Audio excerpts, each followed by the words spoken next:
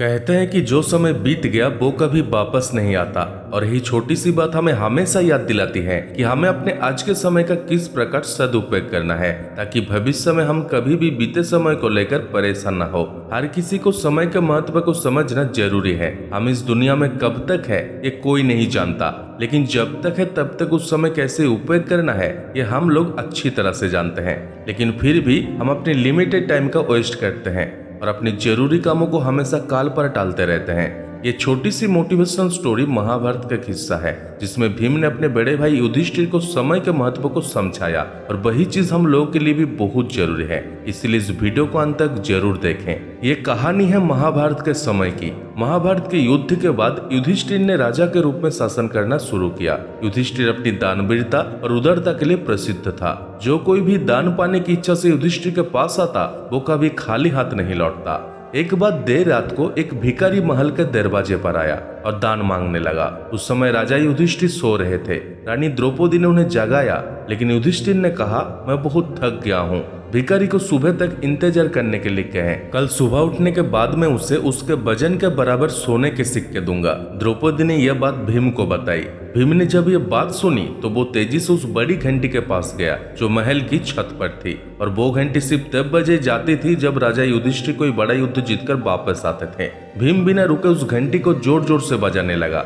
घंटी की आवाज सुनकर हर किसी को लगा कि राजा युधिष्ठिर किसी महान युद्ध को जीतकर वापस आए हैं, और ये देखने के लिए सभी पांडव और राज्य के लोग वहां एकत्रित हो गए। काफी देर तक घंटी बजती रही। अंत में राजा युधिष्ठिर को भी उठना पड़ा। गुस्से में उन्होंने भीम से पूछा, तुम इतनी रात को घंटी क्यों बजा रहे हो? भीम ने विनम्रता पूर्वक उत्तर दिया, ऐसा इसीलिए है क्योंकि आज आपने बहुत बड़ी जीत हासिल कर ली है। ये सुनकर राजा युधिष्ठिर चौंक गए और पूछा, ये तुम क्या कह रहे हो? भला इतनी रात को मैंने कौन सा युद्ध जीत लिया है? भीम ने उत्तर दिया, बड़े भाई, आज अपने समय को ही जीत लिया है। अपने महारानी से कहा कि भिखारी को दान कल सुबह मिलेगा।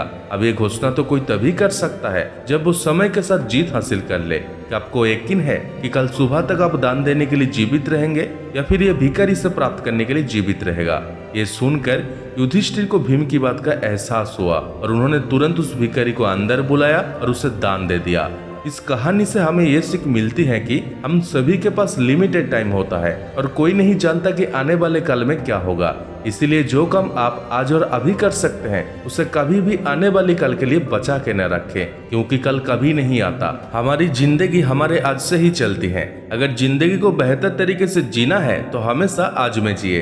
कल क्या होगा इस बारे में ज्यादा ना सोचे, क्योंकि जो खुशी आपका आज आपको देगा हो सकता वो खुशियां कल आ ही ना पाए। इसीलिए कल की टेंशन ना लेकर अपनी लाइफ को एंजॉय करें, क्योंकि ये टाइम अगर चला गया तो फिर कभी लौटकर वापस नहीं आएगा। जो लोग समय की वैल्यू नहीं समझते वो अक्सर आज का काम कल पर टाल देते हैं, फिर चाहे वो काम कितना भी जरूरी क्यों ना हो। ऐसे लोग खुद का तो समय बर्बाद करते ही हैं और साथ ही वो दूसरे का समय भी बर्बाद कर देते हैं। कोई भी काम चाहे बहुत जरूरी हो या ना हो, लेकिन अगर वो काम आप आज कर सकते हैं तो उसे कभी भी कल पर ना टाले। काम को टालते रहने की आदत कई बार हमारे लिए और साथ ही दूसरे के लिए भी मुसीबत बन जाती है। समय का सदुपयोग करना हम सभी के लिए बहुत जरूरी है। बर्बाद हुआ समय कभी लौटकर वापस नहीं आ सकता। जो काम सही समय पर हो सकता है उसे करने में कभी देरी ना करें। जो लोग अपने समय का सही उपयोग करना जानते हैं वो जिंदगी में कभी भी समय का रोना नहीं रोते, क्योंकि उनका हर काम उनकी सोच और समय के हिसाब से ही होता है। वरना आपको बहुत से ऐसे लोग भी मिल जाएंगे जो हर वक्त यही कहते रहते हैं कि मेरे पास तो टाइम ही नहीं है। टाइम सबके पास बराबर होता है। हर किसी को दिन के 24 घंटे ही मिले हैं। ये हम पर डिपेंड करता है इन 24 घंटों को हमें किस तरह से बिताना है। अपने समय का ध्यान रखें और जितना हो सके समय रहते ही सारे कामों को पूरा कर ले,